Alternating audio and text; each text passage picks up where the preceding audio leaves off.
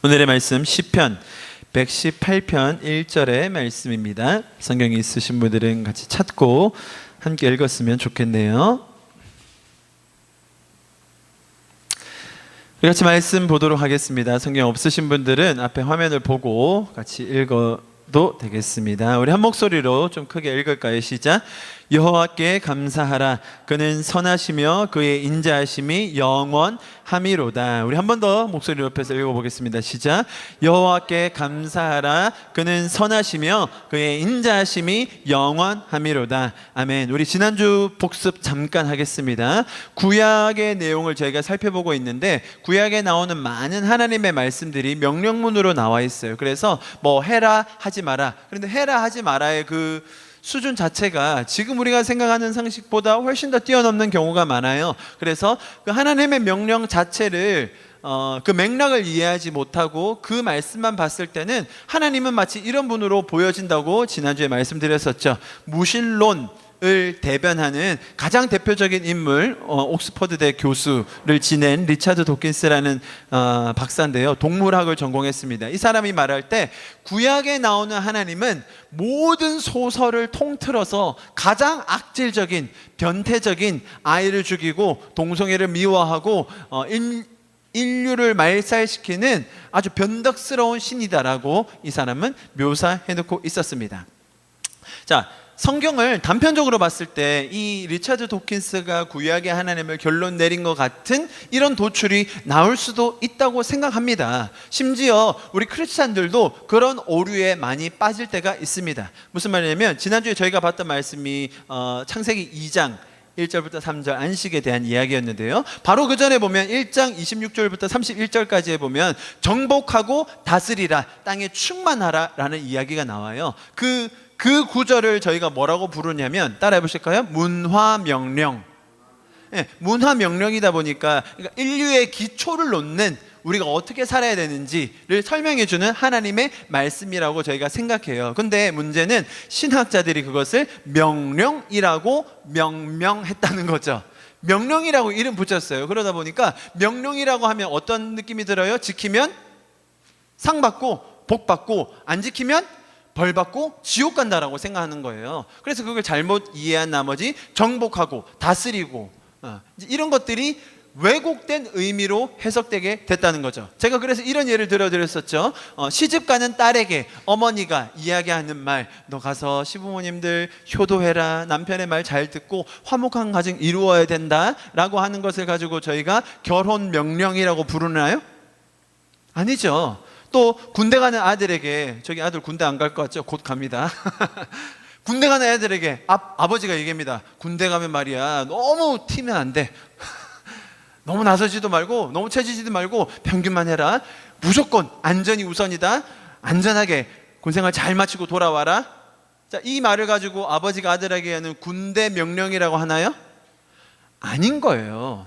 무슨 말이냐면 하나님께서 창세기 1장에 인류를 지으시고 나서 우리에게 주시는 말씀은 문화 명령이 아니라 그 아버지의 마음, 창조주의 마음을 가지고 인류가 어떻게 하면 행복할까, 어떻게 하면 이들이 더 내가 지은 것을 가지고 누리면서 살까라는 그 권면의 말씀, 축복의 말씀이지 그것이 명령으로 이름 지어져서는 안 된다라고 제가 이야기 드렸었죠. 그리고 나서 이어지는 2장에 나오는 하나님께서 일곱째 날에 안식하셨다라는 개념을 제가 지난주에 설명드렸었는데요.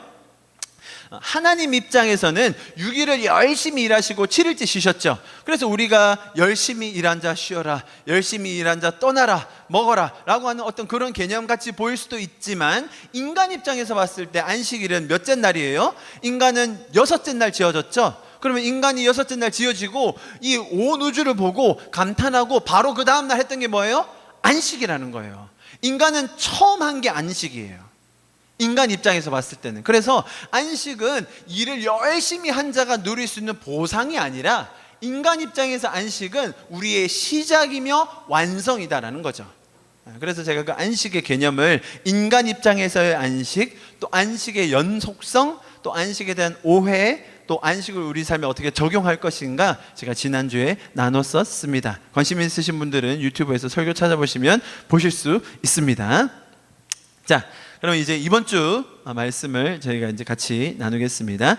지난 시간까지 저희가 창세기 1장부터 2장 3절까지의 말씀을 가지고 총 9번의 말씀을 나누었는데요. 제가 지난번에 한번 말씀드린 적이 있을 텐데 이제 성경을 순서대로 차례대로 보는 것에는 아주 큰 유익이 있습니다. 뭔가 이렇게 말씀을 골라서 보는 게 아니라 순서대로 쭉 보면서 성경 전체가 어떤 맥락 속에서 쓰여졌고 어떤 이야기를 전체적으로 하려고 하는 건지에 대해서 이해하는 것은 너무나 우리 신앙생활에 도움이 됩니다. 그런데 문제는 지금 우리가 2장 3절까지 했는데 몇 번 했다고요? 9번 했고 창세기는 몇 장까지 있죠? 아주 많이 있거든요. 그래서 이제 창세기를 끝내기 위해서 보통 한 2, 3년의 시간을 쓴다는, 숨이 턱턱 막히는 이런 상황이 벌어지죠. 걱정하지 마십시오. 지금 앞부분이 이제 좀 잘게 잘라서 그런데, 예를 들면 가인 나오는 4장 있잖아요. 4장은 그냥 한 번에 넘어가요. 뭐 이제 그렇게 훅훅 넘어갈 때도 있습니다. 그런데 성경을 순서대로 보는 것에 더해서 저희가 이제 주일날 말씀을 나눌 때 좀 한 번씩 짚고 넘어가야 될 것이 있다고 생각하는데, 그것은 우리가 믿는 바 신앙 혹은 기독교 복음 이 무엇인가에 대해서 좀 한 번씩 짚고 넘어갈 필요가 있는 것 같아요. 그래서 제가 지난번에 말씀드렸듯이 한 달이나 두 달에 한 번 정도는 우리가 믿고 있는 바에 대한 그 기초를 다지는 그런 시간을 좀 가지려고 합니다. 그래서 오늘 그 시간을 처음으로 좀 가지려고 하는데요. 제가 이 복음 설교 저도 이렇게 많이 준비해 봤었고 많이 해봤는데, 이번에 또 새롭게 준비하면서 새삼 또 느끼게 된 것이, 제가 수원하나교회에 또 특별히 이렇게 오늘 오셨는데 아무런 언제 없이 이렇게 와주셔서 감사합니다. 수원하나교회 제가 8년 있으면서 제 영적인 아버지 고성주 목사님에게 많은 것들을 배웠는데, 가장 크게 배운 것은 복음이에요. 복음. 그분이 복음을 설명하실 때 뭐라 해야 될까? 이 복음이라는 것이 허무맹랑한 소리가 아니라, 허공에 떠 있는 소리가 아니라 논리적이고 합리적이고 우리가 믿을 만한 근거에 바탕을 두었다라는 것을 정말 너무 많이 배우게 됐어요. 그분은 과학자시고 저는 아니지만, 그래서 그런지 더 논리적으로 이렇게 설명해 주시는 것들이 저에게 아주 큰 자산이 된 것 같습니다. 그래서 오늘 저희도 이렇게 새롭게 복음에 대해서 우리가 믿고 있는 바 기초에 대해서 나누게 되는데, 저에게도 좀 그런 감격이 있고 감사함이 있는 것 같습니다. 본격적으로 한번 말씀을 나눠보도록 하겠습니다. 여러분, 한국은요 전통적으로 아주 종교심이 강한 나라입니다. 한국처럼 다양한 종교가 갈등 없이 공존하는 나라를 찾기가 쉽지 않습니다. 뿐만 아니라 공존하는 나라를 찾을 수 있다 하더라도 하나 더해서 한국은요 종교가 한번 들어오면 소위 말하는 부흥을 한번 경험합니다. 어떤 종교가 들어와도 한번 부흥합니다. 그래서 종교학자들이 이야기를 하기를 한국은 종교심이 강한 나라다라고 지칭할 때가 많습니다. 기독교가 한국에 들어온 지 130여 년밖에 되지 않았거든요. 그런데 한국에서 기독교가 성장한 그 기록을 보면 기독교 역사에 정말 비교할 수 없을 정도로 폭발적인 성장을 거두었죠. 그런 의미에서 기독교뿐만 아니라 다른 종교들도 한국을 호시탐탐 노리고 있어요. 이슬람 국가가 한 53개 정도 되는데요. 이슬람 국가에서 그 이슬람 국가 전체가 모여서 회의할 때가 있어요. 회의를 하는데 어느 나라에서 하는 게 제일 좋을까요? 중동에서 해야죠. 거리적으로도 가깝고 편하니까. 그런데 한국에서 한 적이 있었어요. 이슬람 국가 전체 회의를. 제가 기억하기로 아마 2009년도일 거예요. 서울에서 했는데, 그때 그 사람들이 이야기한 게 있죠. 2009년도 당시 2020년까지 한국을 이슬람화 하겠다. 이슬람은 이제 지금으로 말하면 사우디아라비아에서 시작돼서 그 중동 전역을 먹고 그 다음에 계속 오른쪽으로 전진해 왔어요. 그래서 이제 중앙아시아 국가들 다, 스탄 나라들 다 이슬람 국가잖아요. 계속 넘어오다가 막힌 곳이 있어요. 거기 어딥니까? 넘어오지 못하고 있는 나라, 중국이에요. 중국은 종교를 인정하지 않는 공산주의잖아요. 그래서 중국을 넘어오지 못하고 있어요. 중국만 넘어서 쓸어버렸으면 그 다음에 한국 가서 쭉 가는 건데 오히려 안 되니까 유럽 쪽으로 넘어갔죠. 한국만 이슬람화 시키면 전 세계가 이슬람화 된다라고 믿어요. 그래서 어마어마한 돈을 붓고 있고 지금까지 그런 결과들이 있죠. 한국에 그런 영향력들이 많이 끼쳐지고 있습니다. 그런 것만큼 한국은 종교심이 대단합니다. 여러분 기억하시죠? 우리가 한국 전쟁을 겪고 나서 가난했을 때 당시에 우리 어른들은 기억하실 텐데요. 교회 가면 먹을 거 주고, 크리스마스 때 교회 가면 뭐라도 주고, 부활절날 가면 계란 준다. 이런 어떤 인식 때문에 우리나라 사람 중에 가난할 때, 그때 힘들 때 교회 한 번 안 가본 사람이 없을 거예요. 사실 그런 식으로 한국의 기독교가 부흥했다라고 한국의 기독교 부흥을 원인을 분석하는 사람들이 많이 있어요. 당시 폐허였던 한국에 학교를 세우고 병원을 짓고 고아원을 설립해서 한국 사람들을 회생시키고 교육했던 것이 대부분 서구 선교사님들이었기 때문에 그렇게 이야기할 수도 있을 것 같아요. 그러나 서양 귀신으로 자신을 핍박했던 사람들을 위해서 자신의 목숨을 기꺼이 바치고 또 가문의 숭고한 희생을 통하여서 한국을 이 전쟁의 어둠으로부터 벗어나게 해준 그 선교사들이 했던 그 행동에는 단순한 그런 우리가 드러나는 현상으로 해석하는 원인 외에 더 깊은 근본적인 이유가 있었다는 걸 우리가 기억해야 됩니다. 여러분 기독교는 자선단체가 아닙니다. 기독교는 구호단체도 아닙니다. 가난했기 때문에 서구 문물이 그렇게 좋았으니까 그거 맛보느라 기독교가 성장했지. 기독교는 그런 거지 병 낫게 하고 귀신 쫓고 말이야. 옛날에 그 가난했을 때 다 그랬잖아. 그러면서 기독교가 성장한 거 아니야? 기독교가 논리적이거나 합리적이거나 그런 건 없지라고 사실 많은 비판적인 사람들이 얘기합니다. 여러분 우리 대한민국의 기독교가 성장하게 된 게 그런 요인이 많이 있습니다. 천막 쳐놓고 거기 병자들이 왔을 때 기도해주고 가난한 사람들이 왔을 때 밥 주고 그러면서 기독교가 많이 부흥했지요. 맞습니다. 그러나 오늘 제가 나누고 싶은 것은 단순히 그런 우리가 가난했기 때문에 서구 문물이 좋아 기독교가 성장했다 그런 차원이 아닌 진짜 이 우주를 창조하시고 만드시고 주관하시는 그 하나님이 계시기 때문에 우리의 신앙이 지금도 있다는 것을 오늘 여러분의 말씀을 통해서 같이 좀 나누기 원합니다. 자, 그러면 우리 한번 본론으로 들어가 볼게요. 우리는 엄청난 과학의 발전을 이룬 시대를 살고 있습니다. 그것을 우리는 뭐라고 부른다고요?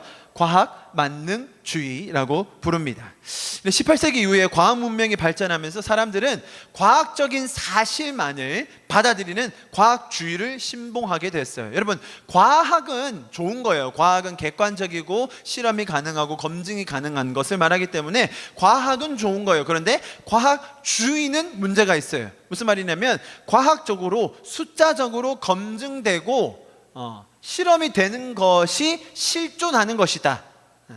과학적으로 검증이 되는 것만이 진리이다라고 믿는 것이 과학주의예요.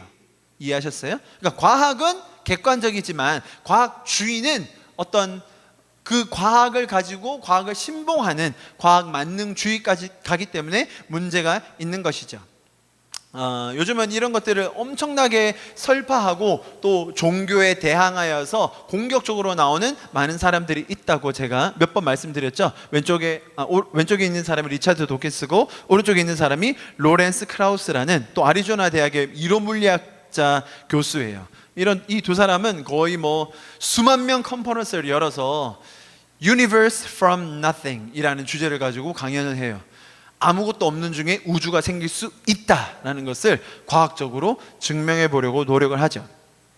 그러나 이 사람들이 시도하는 달리 과학적으로 검증할 수 없는 것 너무 많이 있습니다. 그렇지 않습니까? 우주의 기원을 증명해서 실험할 수 있습니까? 없어요. 진화에 대해서 많은 근거들을 이야기합니다. 그러나 그것들을 진리로 받아들이기에는 근거가 턱없이 부족합니다.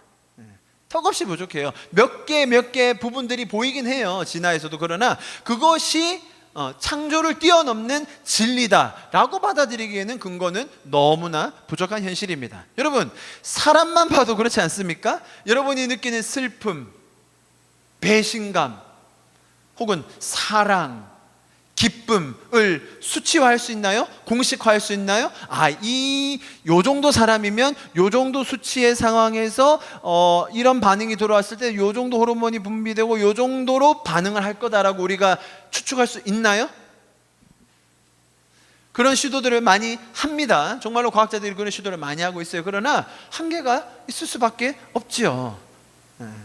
사람을 어떻게 다 수치화할 수 있겠습니까?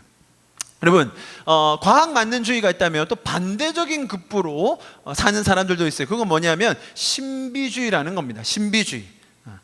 요즘같이 이렇게 과학이 발달한 시대에 무슨 신비주의를 따르는 사람이 있을까라고 생각하기 쉽죠. 요즘 여러분 이런 거 엄청 많이 보실 수 있습니다. 뭐죠? 사주, 타로. 여러분 여기는 부산대 근방입니다. 부산대 타로라고 검색하면 뭐가 나오는지 아세요? 이게 나옵니다. 부산대 타로. 부산대 타로 여기에요. 여기 제가 광고해달라고 한 거 아니거든요. 부산대 타로라고 하면 여기가 나오고요. 그 밑에 이제 저희는 그냥 꼽사리로 이렇게 살짝 끼어 있어요. 아주 유명한 타로집입니다. 부산대 타로 검색하면 1번으로 나오는 타로집이고요. 뭐 제가 찍어달라고 안 했습니다. 그냥 여기 저희는 그냥 옆에 이렇게 잠깐 있는 거예요. 아주 유명한 타로집이죠. 여러분, 사람들이 타로가 과학적이라고 믿을까요? 여러분, 이런 굿을 뭔가 신에게 뭔가 밉보인 것 같아서, 잘못한 것 같아서, 여러분 이 굿 한번 하는데 얼마 들까요? 부르는 게 값이죠. 부르는 게 값이에요. 신이 화가 났다, 애기 끼었다, 아이고 귀신이 노했다 라고 해서 이 굿 한번 하려면요 수천 수억이 듭니다. 여러분, 사람들이 과학적이지 않아서 이 짓 할까요? 사람들은 왜 최첨단 기계를 들여놓은 이 공장을 설립하면서 돼지머리를 갖다 놓고 절을 하는 걸까요? 이게 상식적으로 이해가 됩니까? 앞뒤가 안 맞는 거 아닙니까? 그런데 사람들은 이렇게 한다는 겁니다. 왜 그럴까? 한쪽 측면에서는 과학이 만능이야, 과학이 최고야, 과학으로 검증되지 않은 건 다 헛거야 라고 하는데, 최첨단 과학을 달리는 이쪽에서는 또 반대로 뭔가 영적으로 허전해서 이렇게 할 수밖에 없다는 것이죠. 여러분, 우리가 아는 수많은 최첨단을 달린 사람들, 이 IT 업계의 혁명을 일으킨 스티브 잡스, 지금은 고인이 되었지만 그 사람도 그 영감을 어디서 받았다고 알려져 있죠? 힌두교 그루에서 받았다고 했죠. 우리나라 최고의 갑부 이건희 회장이 가지고 있는 그 종교와의 관계 부인할 수 없잖아요. 그러니까 이제 이런 것들이 다 뭔가 사람들이 최극단에 있는 것 같지만 또 마음속에는 그 영적인 것을 갈망하는 것이 살아있다는 거죠. 성경은 이렇게 표현해요. 참 재밌습니다. 한번 읽어볼까요? 시작. 하나님이 모든 것을 지으시되 때를 따라 아름답게 하셨고 또 사람들에게는 영원을 사모하는 마음을 주셨느니라. 여러분, 하나님이 우리 DNA 속에 심어 놓으신 게 있다는 거예요. 하나님이 영원한 존재이시기 때문에 우리도 어쩔 수 없이 우리의 DNA 안에는 영원을 갈망하는 마음이 있을 수밖에 없어요. 재밌지요? 우리는 그러한 존재로 지음을 받았음을 기억해야 합니다. 자, 여러분, 이런 과학주의와 신비주의라는 두 가지 극단 속에서 우리가 믿고 있는 신앙은 어떤 자리를 가져야 하겠습니까? 우리는 무엇 때문에 신앙을 가지고 믿음을 견지하고 살고 있나요? 이것을 설명할 수 있는 복음이 여러 가지 면에서 존재합니다. 저는 오늘 그 복음을 하나님이라는 그분에 맞춰서 조금 집중해서 이야기해 보고 싶습니다. 그리고 과학자들은요, 그 우주를 떠받들고 있는 근본이 숫자, 공식, 법칙일 거라고 생각해요. 그러니까 이 우주를 우주되게 하는 것은 다름이 아니라 어떤 숫자나 그런 원리, 법칙들일 거라고 생각합니다. 그래서 그 숫자와 공식을 바탕으로 지금 우리의 모습을 유추해 볼 수 있고 또 앞으로 일어날 일들을 예견할 수 있는 거죠. 자, 반대로 저희는 신앙인으로서, 하나님을 믿는 사람으로서 이 우주의 근본은 하나님이시다라고 저희는 믿잖아요. 자, 그런데 그 하나님의 속성이 이 과학자들이 볼 때는 좀 받아들일 수가 없는 거예요. 왜냐하면 하나님은 그냥 단순히 숫자가 아니라 인격이에요. 인격. 그러니까 아까 우리의 감정이 숫자화될 수 없다고 이야기했듯이 하나님이 인격적인 분이시기 때문에 이 존재를 자기들이 가늠할 수가 없는 거죠. 뭔가 화낼 것 같고 변덕스러울 것 같고 앞뒤 안 맞을 것 같고 그러다 보니 예측 안 되고 뭔가 이 사람한테 잘 보여야 될 것 같고 뭔가 이 과학적으로는 설명할 수 없는 많은 메커니즘들이 있기 때문에 이 하나님이 인격적이시다라는 이 사실 자체가 과학자들에게는 정말 받아들여지기가 힘든 거예요. 사실 과학자들이 하나님의 존재를 부인하기가 참 어렵거든요. 과학을 하다 보면, 우주를 보다 보면. 그런데 그럼에도 불구하고 그 하나님이란 존재, 어떤 절대자가 이 온 우주를 창조했다, 그런 가능성이 있지만 그분이 인격적이다, 이걸 못 받아들이는 거예요, 과학자들이. 숫자로 예측이 가능하면 대비도 하고 준비해서 막아내려가지고, 요즘 그런 거 많지 않습니까? 태풍이 언제 올지, 화산이 언제 터질지 미리 예견해서 사람들 다 대피시키잖아요. 허리케인이 어디로 이동할지 그 마을 주민들 수십만 명을 대피시키죠. 그런 거 보면서 인간들은 뿌듯해합니다. 우리가 생명을 살렸다, 우리가 더 안전하게 되고 있다, 우리가 더 안정된 삶을 이제 누리고 영위하게 되고 있다, 과학의 힘으로. 좋은 일입니다. 인류를 안전하게 지켜줄 수 있다고 저도 생각합니다. 그런데 그 사람들이 내 옆 사람 마음도 잘 읽어주나요? 여기 이제 부부로 앉아 계신 분도 있고 친구로 앉아 계신 분들도 있는데 막 치고받고 싸우고 재밌죠, 그죠? 근데 옆 사람 마음 알 수 있나요? 예견할 수 있나요? 내일 어떻게 될지 아나요? 옆 사람은 둘째치고 여러분 자신의 마음도 좀 컨트롤 되십니까? 그렇게 잘 예견하고 다스려지시나요? 우리가 내일 일을 알고 예비할 수 있습니까? 그럼 우리가 많은 것들을 예견하고 예측해서 안전하게 살고 하나님적인 위치에 가려고 하지만, 사실 우리가 그것들을 하면 할수록 더 깨닫게 되는 것은 우리가 얼마나 연약한 인간인가 하는 것입니다. 여자의 마음,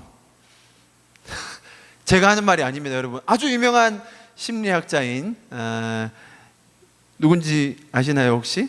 프로이드라는 사람이에요. 프로이드라는 사람, 정신분석학파의 창시자죠. 우리가 뭐 심리학이나 이런 정신 관련 과목 배우다 보면 그냥 무조건 나오는 사람, 프로이드. 자, 이 사람이 뭐라고 얘기했냐면 이렇게 얘기했어요. The great question that has never been answered and which I have not yet been able to answer despite my 30 years of research into the feminine soul is what does a woman want? 무슨 말이냐면, 자기가 30년 동안, 지난 30년의 시절 동안 여성의 마음을 연구하고 여성에 대해서 연구하고 정말 여성의 마음이 어떻게 변하는지를 공부를 했는데 결론은 뭐다?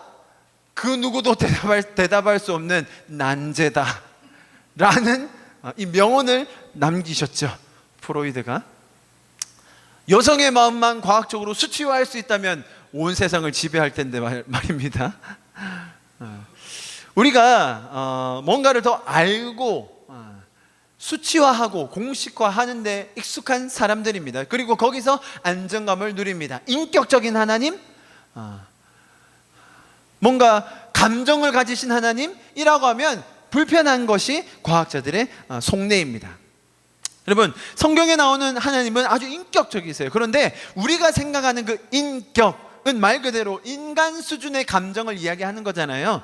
그런데 하나님이 인격적이시다, 퍼스널하다, 이 말은 그분도 인간적인 수준의 변덕을 가졌다는 것으로 추측하기 쉬운데, 그것이 아니라 성경이 말하는 하나님은 인격적이시라고 말하는 그 의미는 그분의 어떤 캐릭터, 또 그분의 어떤 성품을 더 배워야 한다라는 것을 우리에게 말씀해주고 있는 것입니다.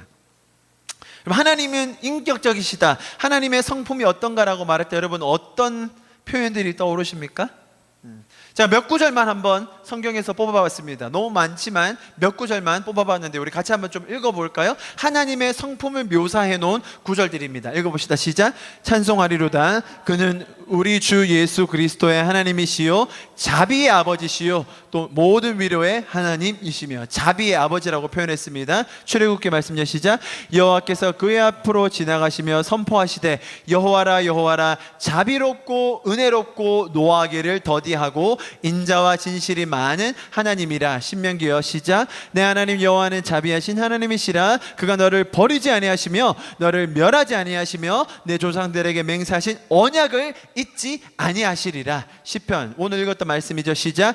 여호와께 감사하라. 그는 선하시며 그의 인자하심이 영원함이로다. 아멘. 여러분 몇 구절만 예를 들어봤지만요, 하나님의 성품, 하나님의 인격적이신 모습을 설명하는 성경들은 다 그분의 영원성을 이야기해요. 그분의 변치 않으심, 그러니까 인간과 대조하여서 인간이 변하고 변덕적이고 영원하지 못한 아주 일시적인 감정의 기복이 심한 그런 존재라면, 하나님을 묘사할 때는 정반대로 하나님은 영원하시고 하나님이 여기서 어디 있죠?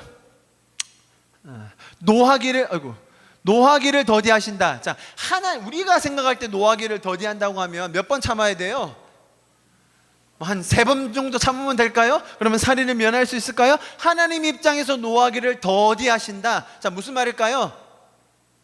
하나님 화 안 내십니다 라고 이야기해야 우리가 이해할 정도라는 거예요. 에? 또 설명이 나오잖아요. 그는 선하시며 인자하심이 영원하시다고요. 무슨 말인지 아시겠죠? 하나님의 성품, 하나님의 그 인격적이심은 영원한 것을 우리에게 보여주고 있습니다. 이런 영원하신 성품, 영원하신 인격을 가지신 그 하나님께서 인격적인 모습으로 우리 한 명 한 명을 바라보시고, 그 인격적인 모습으로 우리 한 명 한 명에게 관심을 가지시고, 그 영원하신 성품으로 우리를 향하여 놀라운 계획을 가지고 계시다. 그것이 우리가 믿는 우주의 근본이요 기초라는 것입니다. 아멘. 여러분, 하나님은 인격적이십니다. 그리고 이러한 인격을 가지신 분이 우주를, 그리고 우리를 디자인하셨어요. 여러분, 그것이 훨씬 더 합리적인 설명이에요. 자, 보십시오. 어떤 인격을 가진, 우리처럼 뭔가 감정이 있고 계획이 있고 목적이 있고 목표가 있는 그런 인격이 있는 존재가 비인격적인 물건을 만든다, 혹은 인격이 있는 존재가 비인격적인 공식이나 법칙을 만든다, 이것은 우리 인류사에 계속해서 일어났던 일이에요. 우리 아이들이 저기서 뭔가 만들고 있잖아요. 재밌으려고, 가지고 놀려고 인격적인 아이들이 비인격적인 장난감을 만들어요. 이해되셨죠? 자, 그런데 이 진화론자들이 말하는 건 정반대예요. 무슨 말이냐면, 비인격적인 법칙이, 비인격적인 단백질 덩어리가 어쩌다 보니 우연히 부딪히고 폭발하고 발전하다 보니 인격적인 존재가 되었다라는 거예요. 여러분, 이런 예는 인류 역사상 단 한 번도 없었어요.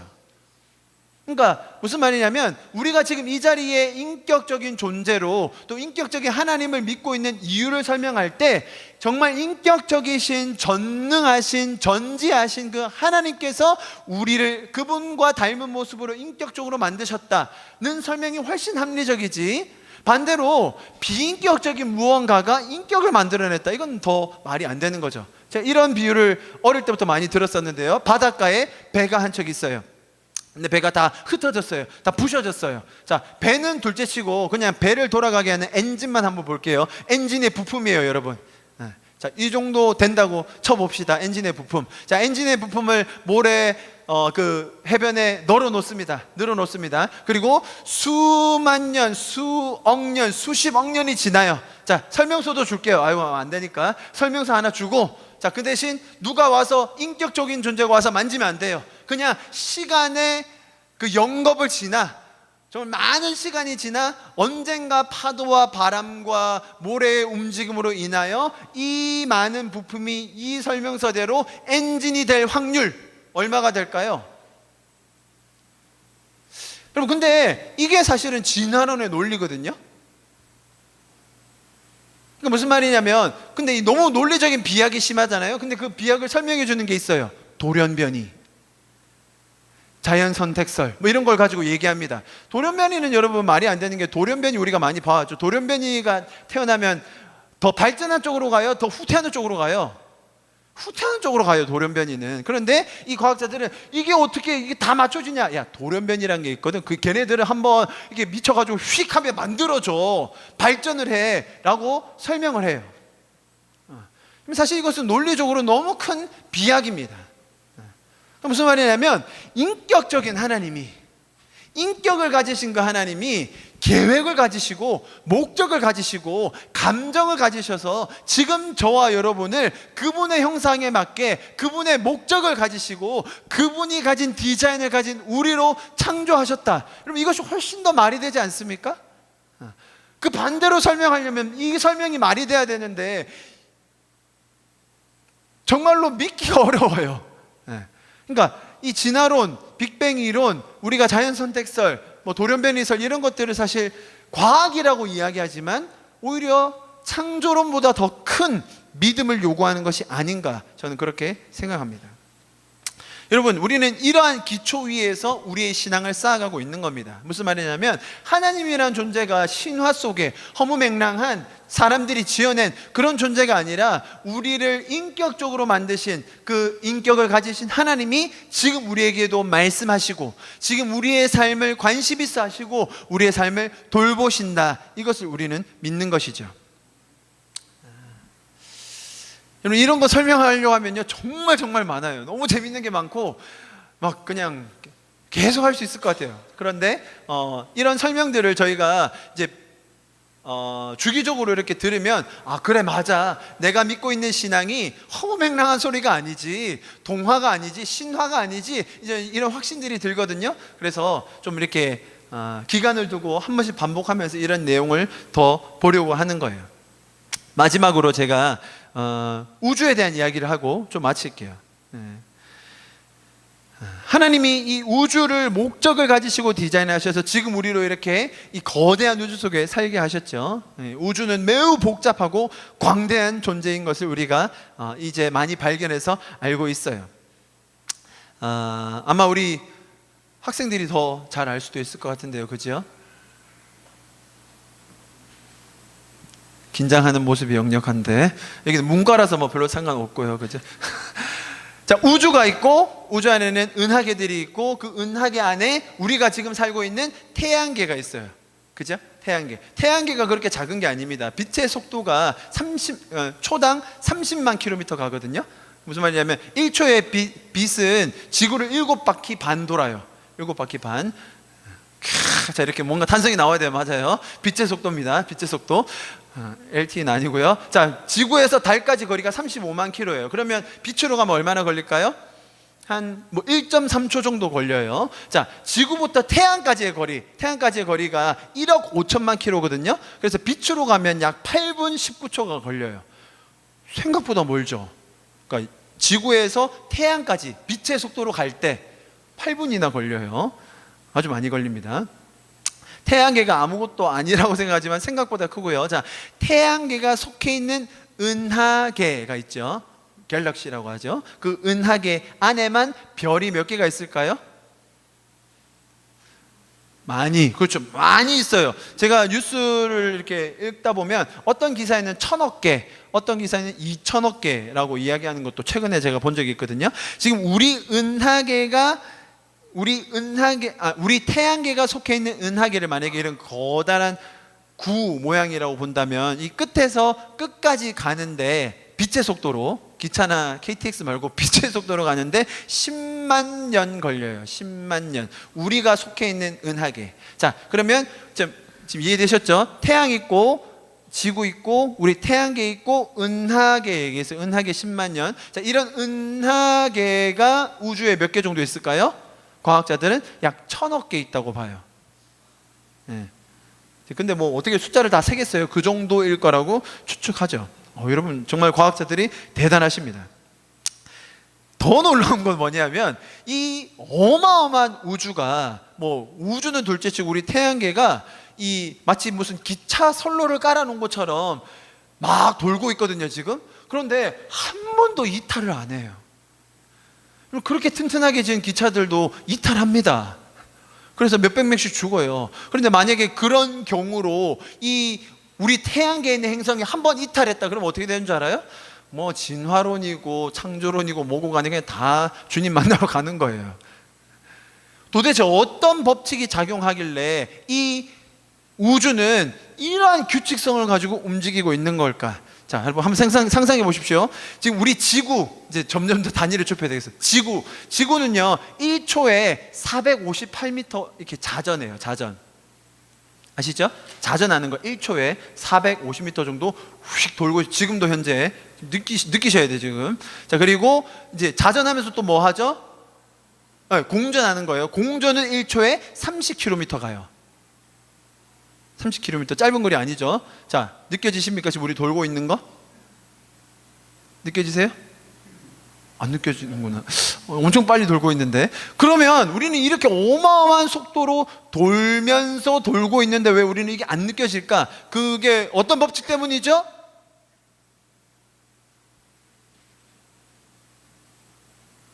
자, 죄송해요. 문과예요. 문과고. 예, 예. 중력의 법칙 때문이잖아요. 중력, 그죠? 중력이라는 게 있습니다. 중력이 이렇게 되는데요. 뭐 이렇게 사전적인 의미가 있어요. 아무튼 뉴턴이라는 사람이 중력의 법칙을 발견했잖아요. 그래서 중력은 이러이러한 설명이 됩니다. 뭐 그냥 간단하게 보여드리면 중력이라는 것은 힘인데 이 중력 상수가 있어요. 이 상수라는 것은 변하지 않는 값이에요. 이것을 뉴턴이 발견한 거예요. 그래서 거리의 제곱에 반비례하고 두 물체의 질량을 곱한 것을 이렇게 하면 중력이라는 힘이 나와요. 그래서 우리가 끌어당기는 힘, 지구가 우리를 끌어당기는 힘과 또 우리가 돌면서 벗어나려고 하는 힘, 이게 균형이 맞아서 우리는 땅에 붙이고 살고 있는 거죠. 그리고 태양이 끌어당기는 힘이 있는데 지구는 튕겨져 나가려고 하는 힘, 이 균형이 맞으니까 돌고 있는 거예요. 이해하셨죠? 자, 그런데 아까 말씀드렸듯이 이 중력 상수라는 게 있는데 요게 변하지 않는 값이에요. 요거를 이제 뉴턴이 발견한 건데 요 값이에요. 이해가 확 되죠? 뭔 소리래? 저도 몰라요 이거는. 자, 그런데 여러분 과학자들이 발견한 것은 뭐냐면 이 중력 상수가 만약에 조금이라도 틀어지면 우리 우주는 붕괴돼요. 이해하시겠죠? 근데 얼만큼 틀어지면 붕괴됐는지를 연구했는데 그게 뭐냐면 10의 60승분의 1이 틀어지면 우주의 중력은 파괴되고 우주는 다 해체돼요. 자, 이제 고개를 끄덕끄덕 하시면 뭐 그런가 보네 뭐 하시는데, 그러니까 이게 10의 60승이라는 이 숫자는 우리에게 감이 없어요. 그러니까 제가 60개의 0을 그리려고 하다가 너무 화면이 꽉 차더라고요. 우리 몸에 있는 세포가, 우리 몸의 세포 어마어마하죠. 세포 숫자가 10의 14승계예요. 감이 안 오죠? 우리 인류가 시간을 계산할 때, 그러니까 우리가 시간을 계산할 수 있는 그 제일 처음으로 돌아가서 1초, 2초, 3초 그거 다 더하잖아요. 그러면 초가 얼만큼 되냐면 10의 20승만큼 돼요. 초. 그러니까 지금 10의 60승은 어느 정도인지 아시겠어요?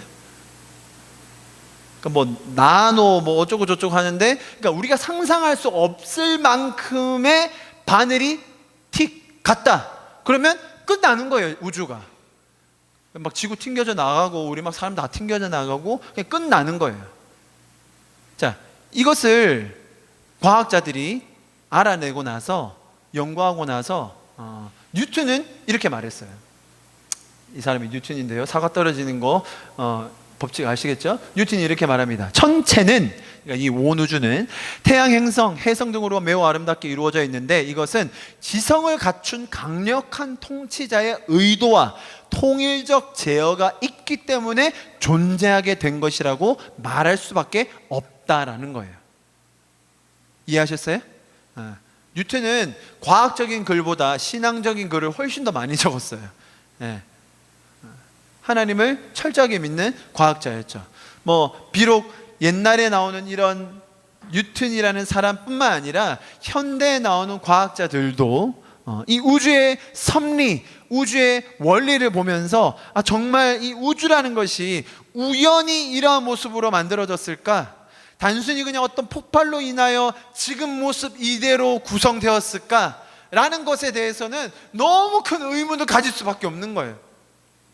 정말로 절대자가, 전지전능한 그분이 디자인을 하셔서 계획을 가지고 목적을 가지고 이렇게 만들어 놓지 않고서야 지금 이 우주는 둘째치고라도 지금 우리가 여러분, 우리 몸 여기는요 소우주라고 부르거든요. 이거 다음에 말씀드릴게요. 이 소우주만 봐도요 어마어마해요. 우리의 몸. 하나님께서 우리를 만드심이 신묘막측함이라. 단순히 우리가 그냥 어디서 아메바로부터 나와서 단백질로부터 나와서 진화해가지고 지금 이 모습으로 우연히 왔다라고 얘기하기에는 그 우연의 확률이 너무 큰 거예요. 반대로 인격을 가지신 하나님께서, 우리를 사랑하시는 하나님께서, 우리에게 감정을 주신 그 하나님께서 동일한 감정을 가지시고 사랑하는 마음으로 우리를 끝까지 돌보시고 우리를 지켜주시며 인도해주기 원하시는 그 사랑의 하나님이 우리와 사랑의 관계를 맺고자 이 우주와 지구와 저와 여러분을 만드셨다는 것이 훨씬 더 합리적인 선택이라고 저는 믿습니다. 고린도전서에서 이렇게 이야기합니다. 그러므로 내가 너희에게 알리노니 하나님의 영으로 말하는 자는 누구든지 예수를 저주할 자라 하지 아니하고 또 성령으로 나지 아니하고는 누구든지 예수를 주시라 할 수 없느니라. 자, 제가 왜 이 말씀을 드리냐면, 제가 이런 어떤 창조의 하나님, 인격이신 하나님께서 이 우주를 창조하셨다는 거에 대해서 그래도 나름대로 합리적으로 여러분에게 말씀드리려고 했습니다. 그러나 이것이 믿어지느냐 혹은 믿어지지 않느냐는 또 우리의 몫이 아닙니다. 성령님께서 도와주셔야 합니다. 우리 마지막 성경 구절 좀 소리내서 같이 한번 읽어보겠습니다. 시작. 고린도후서 4장 말씀요. 시작. 우리가 주목하는 것은 보이는 것이 아니요 보이지 않는 것이니 보이는 것은 잠깐이요 보이지 않는 것은 영원함이라. 여러분, 우리 인생에 보이는 것과 보이지 않는 것이 너무나 많이 있습니다. 그러나 누가 뭐라고 해도 보이는 것보다 보이지 않는 것이 훨씬 소중하다는 것, 여러분 인생을 살면서 많이 느끼시고 배우셨죠, 그죠? 그러면 성경에서는 너무나 명백하게 이야기하고 있습니다. 우리가 보이는 것에 집착하여 사는 존재가 아니라 보이지 않는 것을 우리의 소망으로 품고 보이지 않는 것으로 하나님으로, 성령님으로, 또 그분의 사랑으로 우리는 힘입어서 살아가는 존재들인 것입니다. 오늘 저희는 이 말씀을 통하여서 또 과학적인 이런 설명들을 통하여서 우리가 믿고 있는 그 인격적인 하나님이 그냥 신화에서 나온, 동화에서 나온 이야기가 아니라 정말로 살아계시고 지금도 우주를 운행하고 계시며 우리에게 사랑을 주기 원하시고 우리 한 명 한 명의 삶에 관심을 두신다는 것을 저희가 함께 나누었습니다. 우리 사모님 혹시 오실 수 있나요?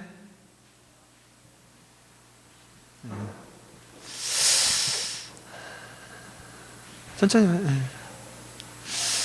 여러분, 제가 이 광대한 우주에 대해서 좀 장황하게, 사실 저도 잘 모르지만 숫자와 공식을 들어가며 여러분에게 조금 설명을 드렸습니다.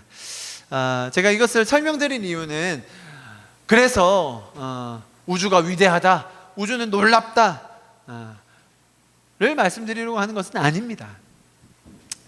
여러분, 이 우주를 지으시고 또 우주를 창조하시고 지금 모습 그대로 운행하고 계신 그 하나님이 우리의 하나님이신 겁니다. 그 하나님이 인격적이시고 우리를 사랑하시고 우리에게 눈을 떼지 아니하시고 관심 가지시며 우리를 끝까지 사랑하신다는 이 사실, 이것은 그 어떤 과학적인 발견, 그 어떤 철학적인 깨달음보다 훨씬 더 소중한 것입니다. 우주의 창조자가 나를 기억하시고 우주의 창조자가 나를 만드셨고 지금도 나와 함께 계시며 지금도 나에게를 선한 길로 인도하고 계신다. 여러분, 그 사실은 성령을 받은 자가 깨달음으로써 우리가 인생에서 정말 그 무엇과도 바꿀 수 없는 가치로 붙들 수 있는 것이라고 저는 확신합니다. 여러분, 우주의 창조자가 우리와 함께 하십니다. 제가 이 말을 하고 있지만 이 말의 무게가 저도 잘 안 느껴져요. 우주의 창조자가 지금 나와 함께 하신다. 우주의 창조자가 지금도 나를 사랑하신다. 우주를 다스리는 그분께서 지금 나와 함께 하신다. 여러분, 이 선포가 우리의 삶의 실제가 되기를 소망합니다. 이 선포가 우리의 삶을 이끌고 가기를 소망합니다.